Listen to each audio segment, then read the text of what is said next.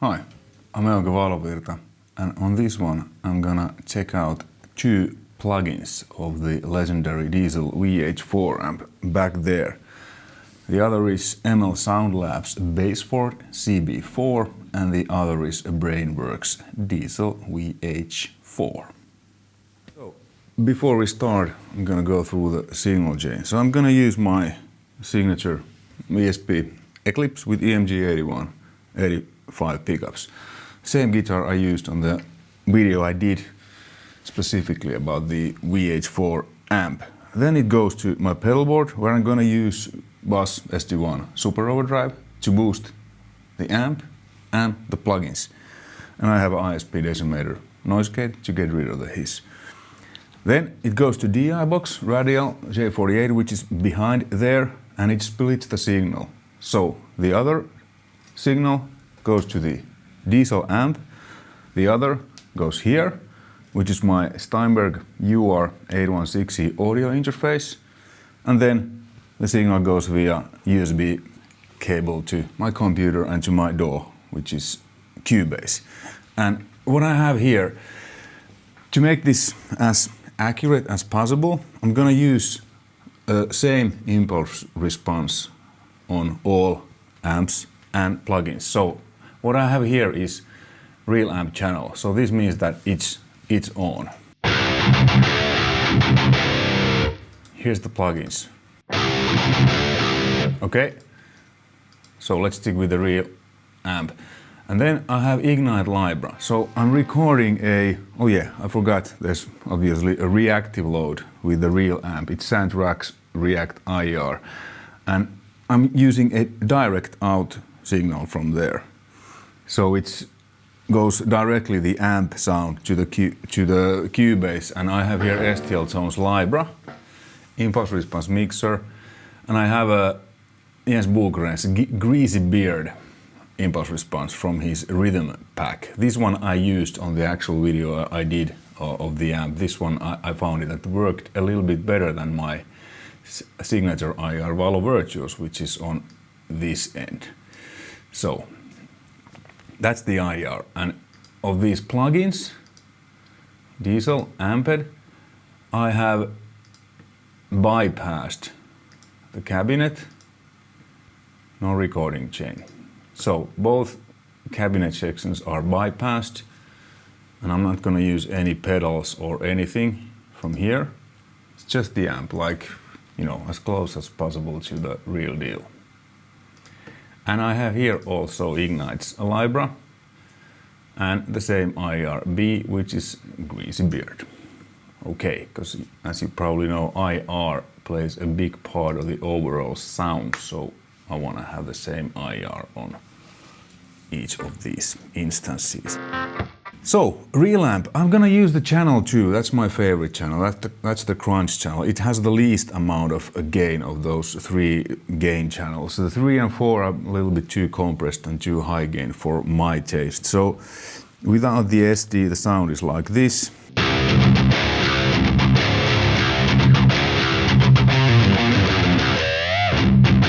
And with the SD,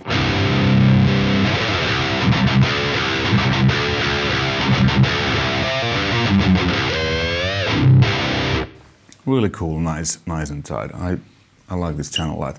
And the bright switch is on. Without the bright switch,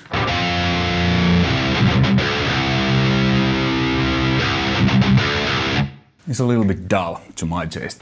Okay, the settings are, well, I put a picture there, so, you know, if you're interested, but don't check out those 2 detailed because it's just what works for me. And the master is 1 o'clock, where it's just the power tube start to saturate. It adds that glorifying tube amp power tube mojo. Okay, so this is the real amp.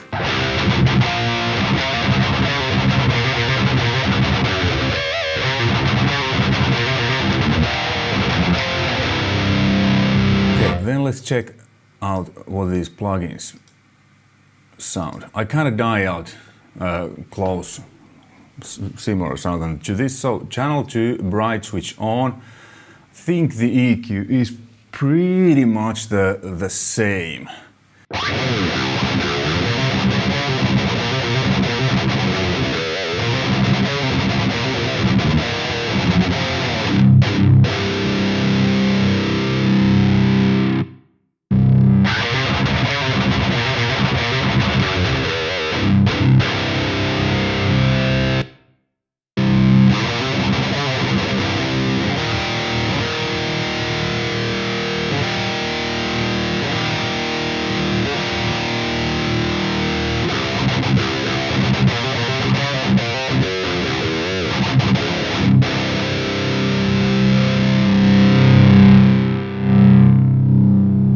Okay, couple of things immediately which tells me that this isn't a real amp.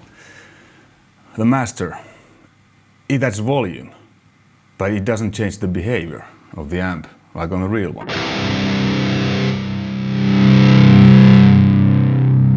Check out what happens when I increase the master on the real amp.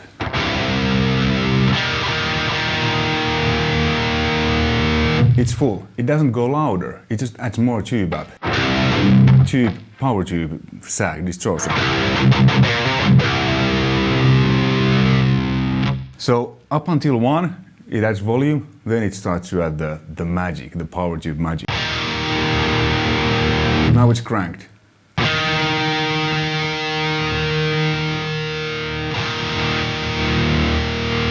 You hear that zzz. So this is where most of these plugins fail. Okay, but the sound is good.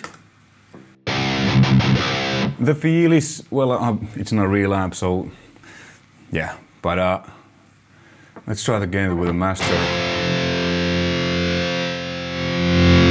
Yeah, it only adds volume, doesn't change the behavior. Okay, let's see the bright switch. Okay, this works like on the real one, so it becomes dark. I mean, if you have like really bright sounding pickups and stuff, you might want to turn this to the left position, but I like to have it, especially because this is C tuning, you know, Les Paul, really fat sound. The bright switch kind of does wonders. On the other, this is because the real amp is like this, like hard. You really feel it, like, I mean, I'm monitoring myself via generic speaker, so I have turned the cab off. I can, you know, so it's off. So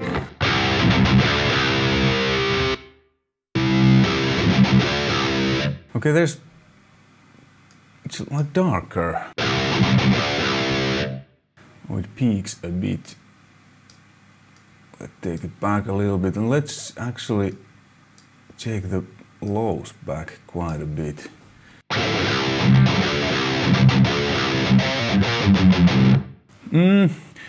Now the kind of the punch gets lost. But what is good is that the character is I mean, this is modeled after whatever was the guy's name, but from his amp. So his amp is, because I mean, all tube amps are different, even though the brand and the model is the same, but maybe this isn't mine, I borrowed this from a great Swiss music store, MusiX, thank you. Maybe this is just more aggressive and punchier sounding. But what is good also that it takes overdrive, because that's also a good indication to me that if a amp sim can handle real overdrive, like a real amp, then it's definitely a plus, and this does. So let's take the SD off.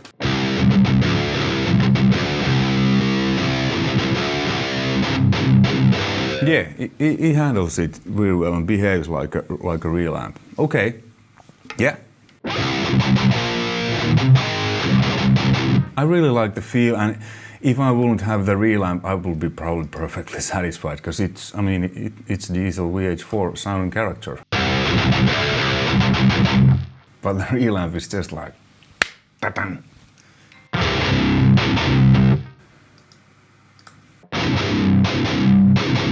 it's actually really close. I backed the gain quite a bit, like compared to real amp what I have. Okay, yeah, okay, I like this. Then let's check out first the real amp and then the Brainworx.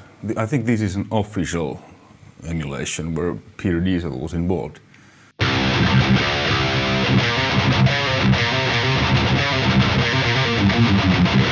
And that was real amp. Oops. Whoa, that's bright. Okay, and I don't even have the bright switch on. Okay, let's turn it on. Whoa. Okay, it feels like kind of artificial, that computer sizzle. Let me try to tweak. Let's keep it on the bright switch, because that's what I have on this one, on the real one.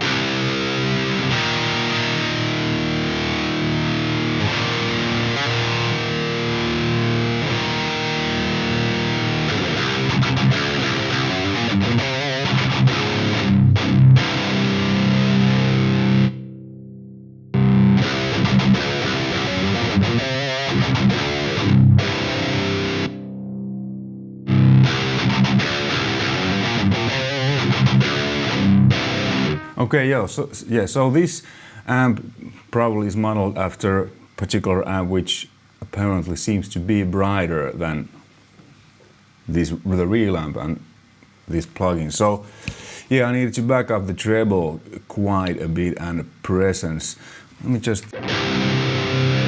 Let's see how this master works.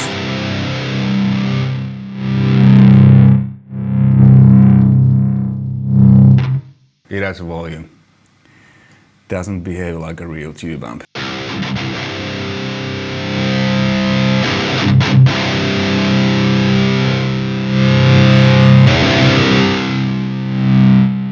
Well, I mean, kinda is.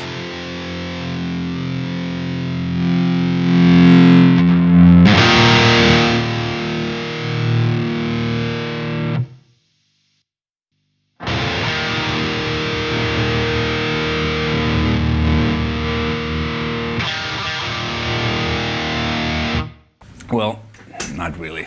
It's just because you know, the whole system starts to clip.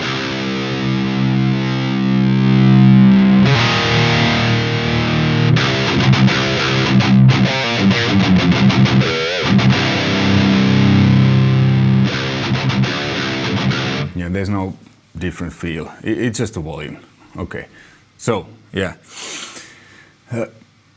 like I said, this is where most of these fail. The only brand, in my experience, that has managed to capture the behavior, not just the volume, but the behavior, how tube amp behaves when it's cranked, how the tube amps reacts, how it sags, how it adds all kinds of noise and, you know, goodiness.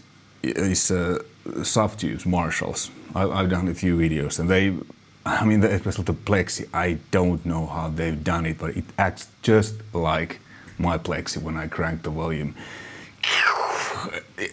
Yeah, so it is possible to do that, but on this one, it doesn't work like on the real amp. Okay, well, let's just check the channel 3 and 4 fast, even though I don't like them that much. Let's stick on the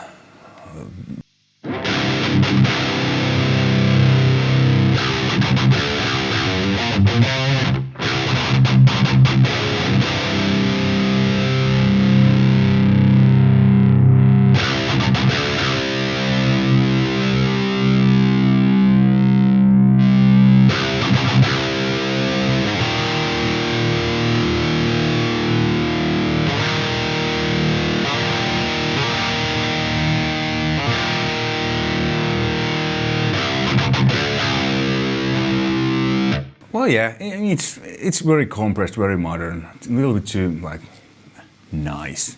This I like, it's like, you know, thunderous. Okay, well, let's check out the Ammo Sound Lab.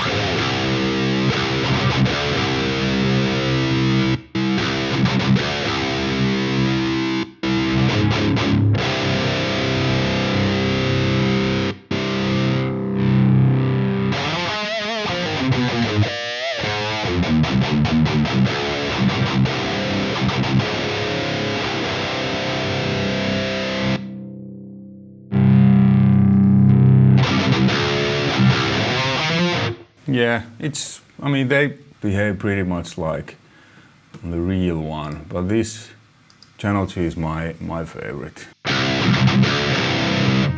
What I'm gonna do is, I'm gonna use the same song, a part of that what I used on the video, what I did specifically for the Diesel, and I'm going to record a little bit, so we're gonna hear how these sound in the mix.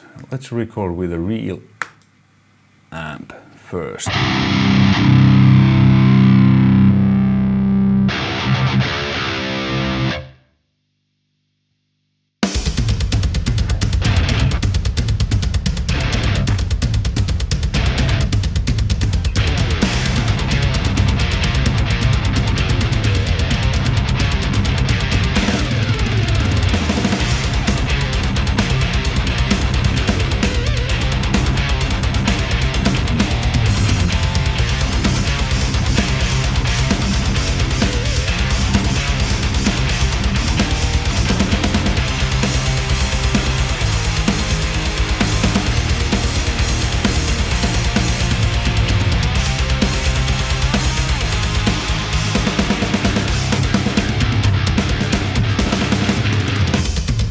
That's enough. As you can see, the waveform, it's like, because it's the direct sound from the amp, and I add the impulse response here in Cubase. Okay, then let's record. I record with just use the amp bed, because I actually prefer that a bit more, and then when we listen to that, I will just, you know, switch between the two, because what I'm essentially doing is I'm recording just a clean DI signal, which is not completely clean, because it's a DI signal with super overdrive.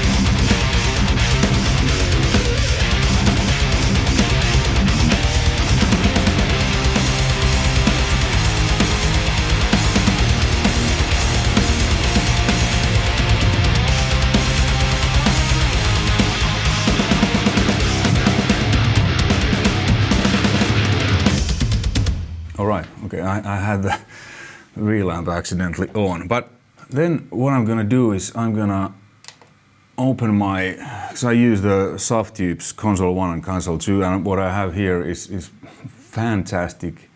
Well, it's basically SSL 4000E desk. They've emulated it so well. So this is what I use for mixing. So real amp, let's just first pan it to the left and plugins to the right. And then I have a classic SSL bus compressor by Waves. Let's do this again.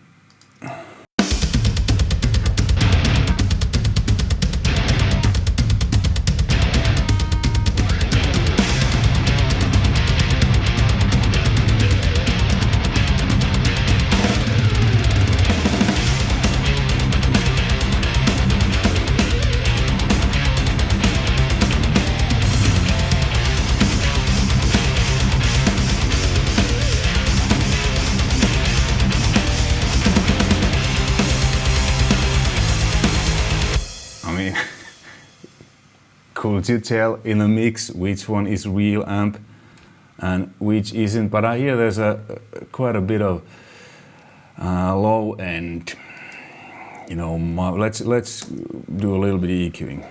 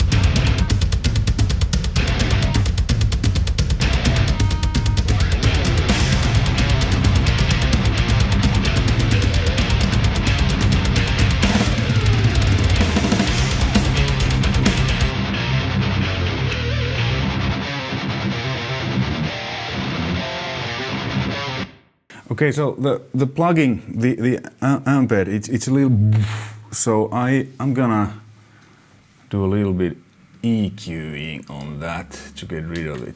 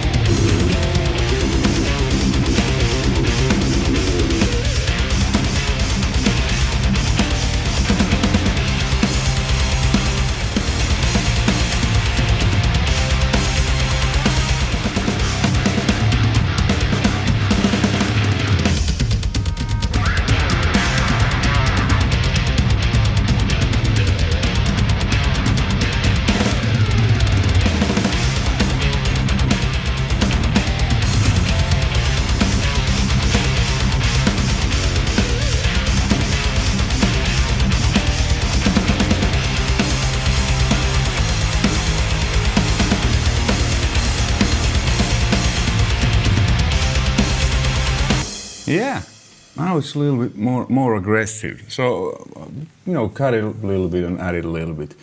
So let's actually listen now then solo.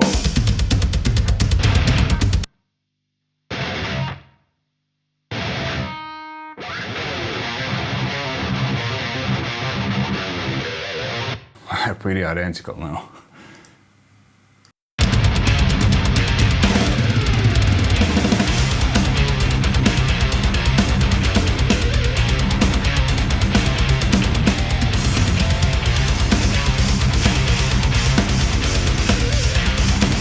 Okay, good. Then let's see what the Diesel says with the EQ I did.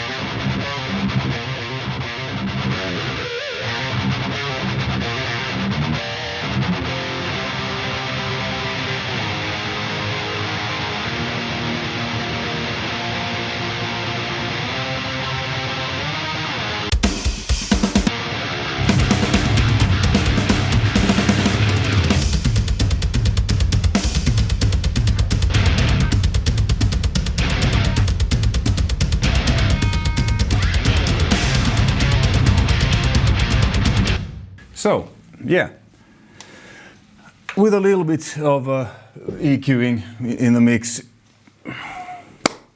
I can't tell the difference between what was plug-in and what was real amp. Well, you heard they sounded pretty much the same and worked just fine in the mix.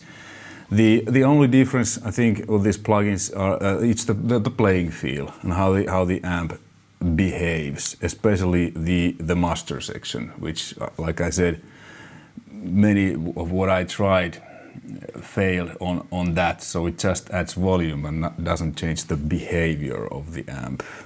So, but other than that, these both work well. They both could handle a real overdrive bus SD1 like a real amp. This was a little bit brighter than the real amp and than this plugin, but you know, little taming down the presence and treble a bit did the job pretty well. And I haven't checked out the impulse responses that comes with these. Usually they're pretty okay, but I have found out that whatever instance plug-in amplifier, reactive load IR, whatever, Jens Bogren's IRs just are the best in my opinion. They just brings out the best of any style of amp and music, in just my opinion.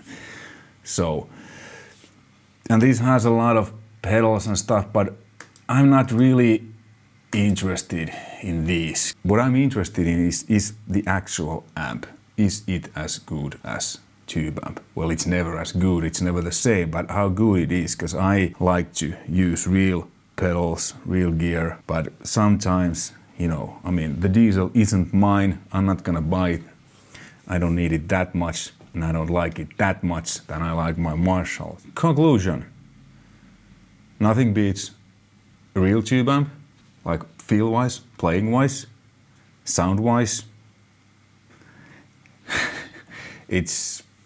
I couldn't tell the difference in a mix. I mean, what I did now, they were pretty much identical in the mix. So, you know, if you want to have a diesel sound and don't want to spend whatever that costs, you know, this is cheaper option, and the results in a mix are pretty much similar. Hey, hopefully you found this interesting and informative. Thanks for watching. Thumbs up if you like. You know, subscribe. You know the drill. Until next time, take care. Bye.